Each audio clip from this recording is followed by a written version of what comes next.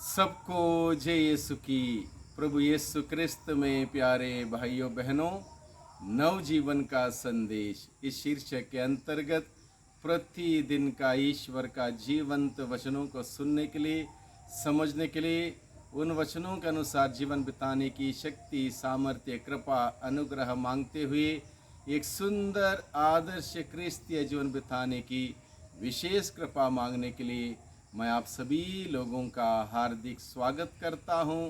आज जून की 28 तारीख है, शनिवार का दिन है और आज के दिन में माता कलीसिया धन्य कुंवारी मरियम का निष्कलंक हृदय का पर्व मनाती है। धन्य कुंवारी मरियम का निष्कलंक हृदय का पर्व मनाती है। कल के दिन में हम लोगों ने प्रभु यीशु के पवित्रतम हृदय का पर्व मनाया और आज के दिन में माँ मरियम का पवित्रतम हृदय का पर्व हम मनाते हैं। हम सभी जानते हैं कि माता मरियम को ईश्वर ने अपनी अपार कृपा से निष्कलंक रखा, निर्दोष रखा, हर प्रकार से पाप से दूर रखा, कृपा से परिपूर्ण किया। इसलिए आज का ये पर्व मनाते वक्त हम सबों को यह बात सीखने की आवश्यकता है कि आज कलीसिया माता मरियम के निष्कलंक हृदय का सम्मान करती है। कलीसिया माता मरियम के निष्कलंक हृदय का सम्मान करती है क्योंकि माता मरियम पवित्र थी, पाप रहित थी। यीशु के प्रति उनका प्रेम अपार था। वह हम सबों के लिए आदर्श है।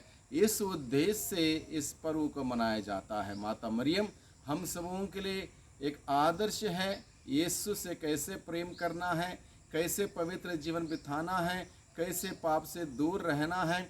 इसलिए माता मरियम के निष्कलंक हृदय का पर्व हम लोग मनाते हैं।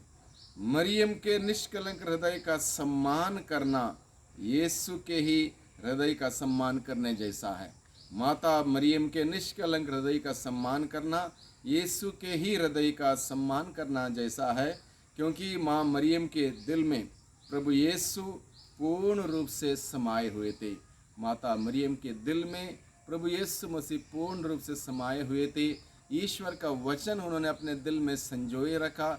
उनके दिल में ईश्वर का वचन था, वचन की सामर्थ्य थी, वचन की शक्ति थी, वचन की कृपा थी और वो पवित्रता थी, वो शुद्धता थी। और इस प्रकार से यीशु माता मरियम के खोख में आए। माता मरियम के खोख में आने से पहले उनके दिल में प्रभु यीशु मसीह बसे हुए थे। इसलिए माँ का हृदय पवित्र रहा, निष्कलंक रहा और हम सबों के लिए आदर्श है।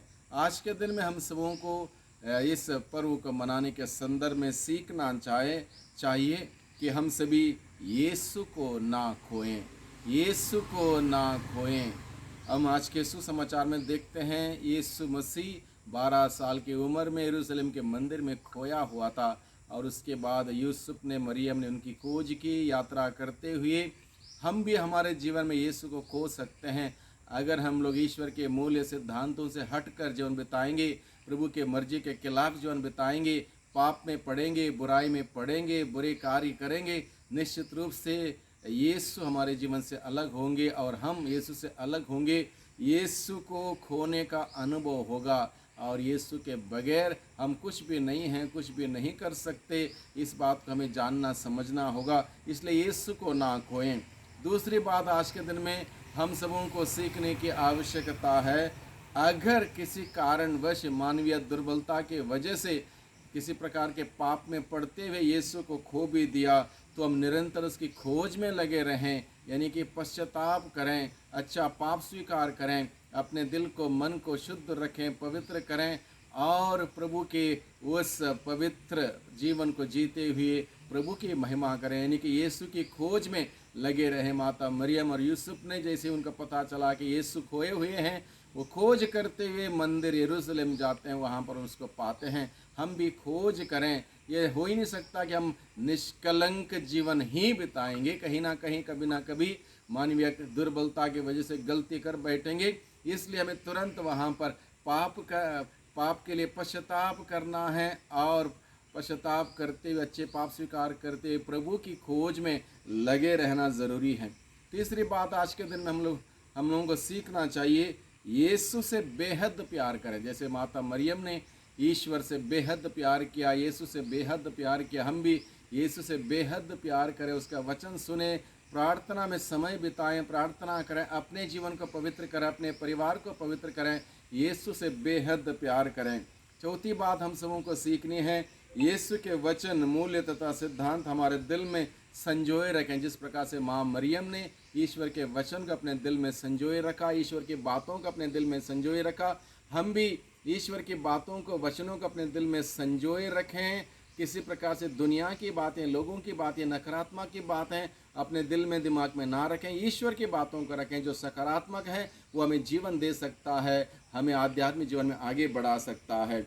आगे हम सबों को सीखने की आवश्यकता है, यीशु को हमारे दिल में, मन में तथा जीवन में प्रथम स्थान के साथ रखें।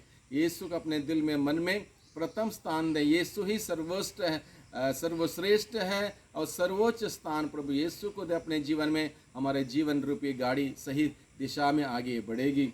आगे हम सबों को सीखने की आवश्यकता है, पवित्र जीवन जिएं, यीशु का जीवन जिएं। पवित्र जीवन, यीशु का जीवन जो कि माता मरियम ने जिया, इसलिए उनका हृदय पवित्र था, उनका मन दिल पवित्र था, उनका जीवन पवित्र था। इसलिए हम भी उस पवित्र जीवन जीने की साधना करते रहें, प्रयास करते रहें, प्रार्थना करें, वचन पढ़ें, पाप स्वीकार संस्कार ग्रहण करें, अन्य संस्कारों को ग्रहण करें और इस प्रकार से यीशु में बढ़ें, यीशु में रहें, यीशु में जिएं, यीशु की महिमा करें। सबको धन्यवाद, सबको जय यीशु की।